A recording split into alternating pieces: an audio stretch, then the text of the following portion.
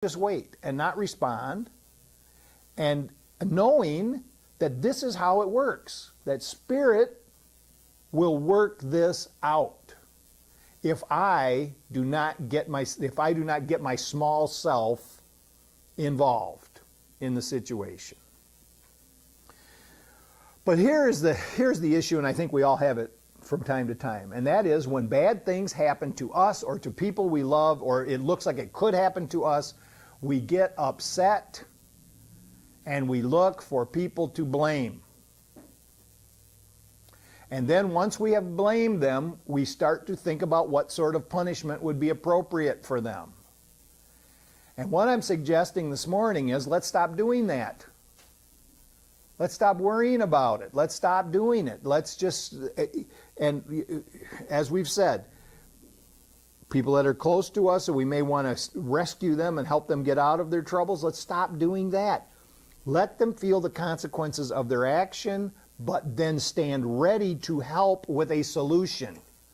Not so that they're not responsible for their actions, but for what do we do next so that we can help them not get in that same situation again, right?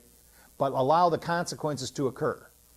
And then to stop being mad about it, to stop being upset. Release all of that, give love, but allow consequences to occur. So,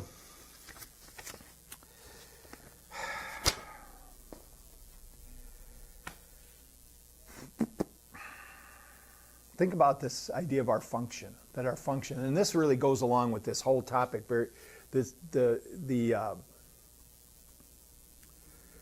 our function is to operate as we're designed to operate. In other words, our function is to fulfill this potential that is like God-given, right? So our function is to undo all of the thoughts and apparent situations that are tied up in separation. Our function here in this world. Our function in this world is to return to love, to return to oneness.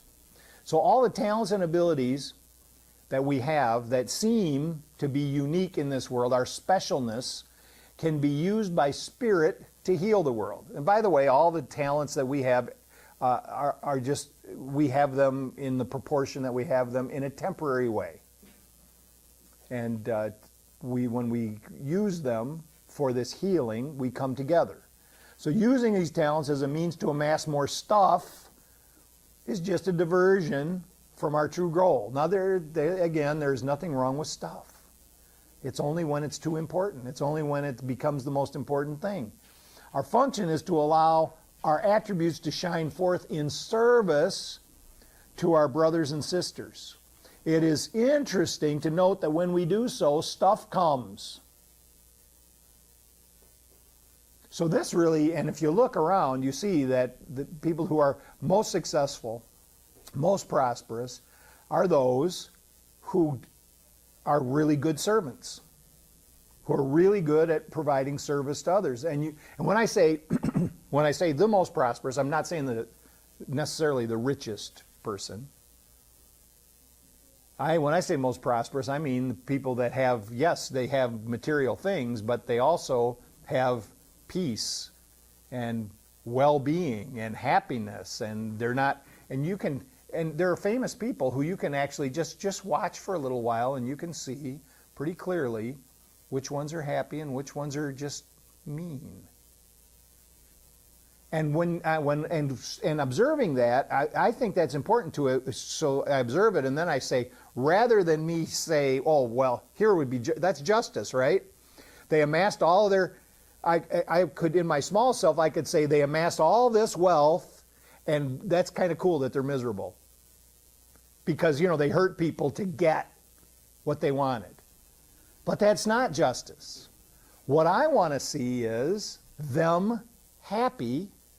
And that would mean, of course, if they were happy and at peace, that they wouldn't be mean.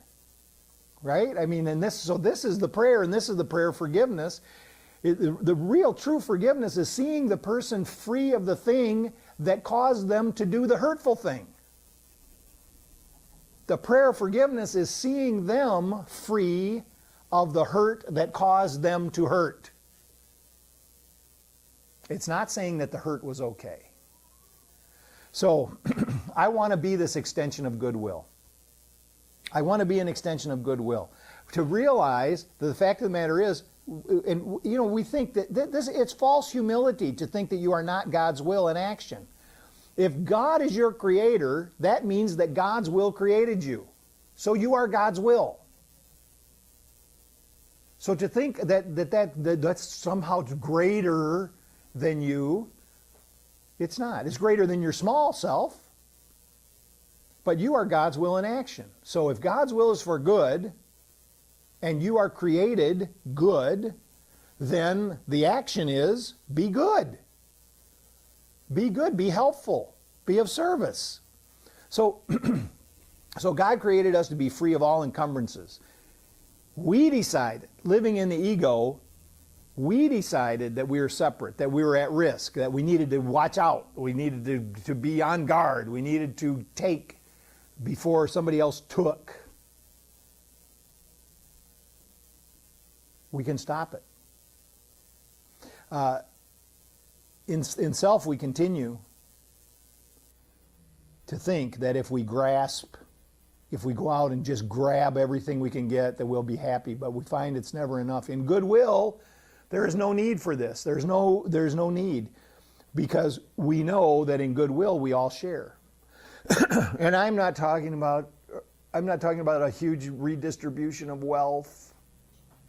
Although divine justice would mean that not that you evenly divide all the wealth in the world up among the people, but that everyone have enough. That everyone, there's enough.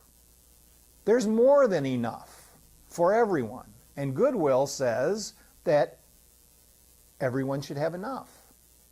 And we have the ability to make that happen. That's just something to think about. Also, we have a friend. We have this great friend, and this is what Hafiz calls God, the friend, and with a capital F. That we have this great friend within us, and we see it in Course in Miracles, is talk about the inner guide. And this guide, we need to understand, is not apart from us in any way. It is rather a part of us. The guide is this aspect of our true self. It is a friend that is issued to help us return fully to that kingdom of oneness that we were talking about in the meditation. This great friend is the Holy Spirit. Then Spirit will lead us out of the shadows and into the light. But God, or the aspect of God that we're calling the friend within us, will not force His goodness upon us. That's what we have to choose. We have to choose it. We have to say, that's what I want. We choose and we ask. And we were talking about this at dinner on Monday, that it seems corny, it seems kind of goofy. To me, it seemed not hip to be asking this inner spirit for help. Like, that seems just kind of square, right? But the fact of the matter is, it works. It works. And it's not just thinking about it, not just talking about it, just a simple act of getting quiet and asking for whatever it is we think we need. A lot of times we'll ask for stuff we think we need, we really don't need. But I don't care. Ask for the stuff that if you think you need it, ask. But ask with an open mind, allowing Spirit to work with it, and an answer will come concerning it. The answer that comes may be, you really don't need this. You need this. Whatever comes, that's what we go with. So, finally, I want to talk about this idea of fairness, and I just think that this is justice, fairness, to be fair. Now, this word fair, it means just. Okay, fair, it means just. but it also means beautiful. Different meaning. Seems like, okay, that's two different things. But I'm going to say, I think it's both. I mean, you want to choose one or the other, that's fine, but I consider both. It could be interpreted as delivering justice to those who have it coming. I'm going to be fair. I'm going to be fair right now. You're going to get what you got coming. When our perspective of life is one of being treated unfairly, the unfortunate things happening to us or our loved ones, we cannot see the truth. Life becomes an ongoing game of tit for tat, a continual exercise in injury and revenge, even if it's only in our own mind. Many of us go through these revenge fantasies regularly, and we never really actually go and do it. We just play it out in our mind. I should have said, I'm going to say, I'm going to do this.